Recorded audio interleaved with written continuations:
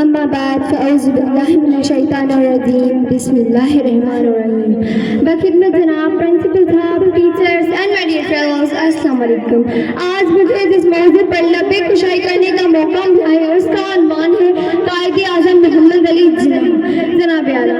हालात का एहसास दिलाया हमें जिसने, हालात का एहसास दिलाया हमें जिसने, नींद के गलबे से जगाया हमें जिसने, गुलामी से खतरे के बचाया हमें जिसने, गुलामी से खतरे के बचाया हमें जिसने, आजादी का फिर शौक दिलाया हमें जिसने, उस कायदे आज़म को सदा याद रखेंगे, उसके हसीन बाग को सदा बाद रखेंगे।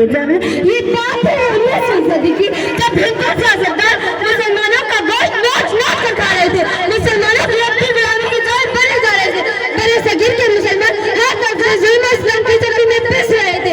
एक तरफ से हिंदू उन्हें अपनी मुनाफात समझते हर मैदान में पीछे रखना चाहते थे, तो दूसरी तरफ से अंग्रेज उन्हें बड़े सगीर की सबसे पास कम समझता है उन पर आगे बढ़ने के दरवाजे बंद कर रहे थे।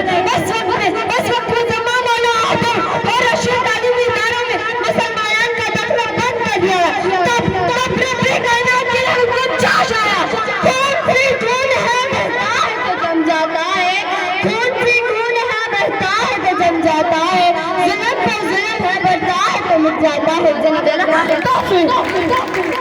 तो फिर बच्चे जिसमें ऐसे शुदा नाजुमे मैदान है उन्होंने जो नहीं जिन काबिल से तरह से मुसलमान बेताबी से इंतजार कर रहे थे, आपने अपनी बदल कराची में हासिल की और फिर वकालत की आला डिग्री हासिल करने के लिए हिंदुस्तान चले गए।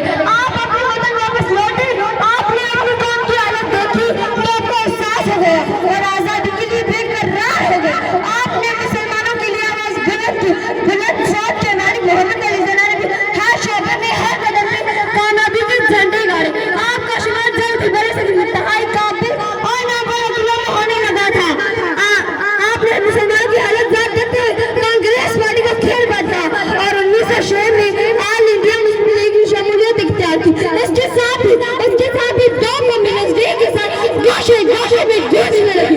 मुसलमान अपने मजहबी, माशरती, सामाजिक, धार्मिक अलग कौम है, उन्हें अपनी बका के लिए वतन चाहिए। देखते ही देखते पूरी कौम की आवाज यकजा हो गई।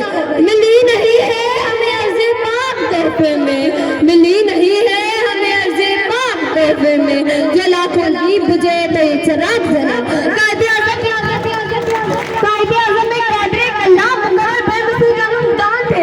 आपने हालात की बंदी तेज नेत्रों का मुकाबला करते हुए डूबती कश्ती को सहारा दिया और 23 मार्च 1940 को कराची लाहौर में करते हुए इस बात को यकीनी बनाया, हो है का यारा तो परेशान की तरह न, हो है यारा तो परेशान की तरह न, रिज़्क़े हक़ को बातिल है तो फौलाद मामी।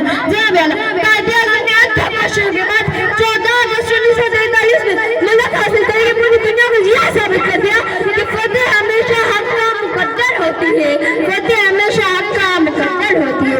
कायदे आज़म ने पाकिस्तान बनने के फौरी बाद मुसलमानों को अपनी वलवले अंग्रेज और जोशी मकारी से अपने बच्चों, बुजुर्गों, औरतों, नौजवानों को इत्तेहाद, ईमान और तहजीब के सुनहरे इंसानों का सबक दिया, जिसके मिसालदारी में आज हम में थे।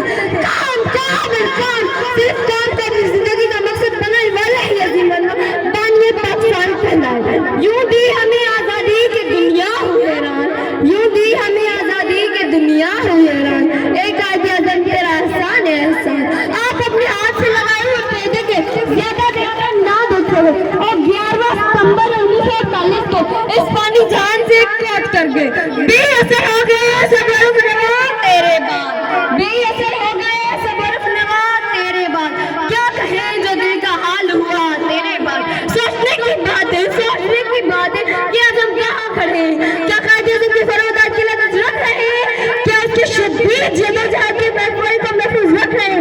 अफसोस ऐसा हरगिज़ नहीं हुआ, मगर मैं आज में तारीख की किसी भी मायूसी की गलमात को जवाब नहीं दूंगा और आखिर में मैं कायदे आज़म की अज़मतों को हरा जाए इस तकरीर का इख्तिताम करूंगा।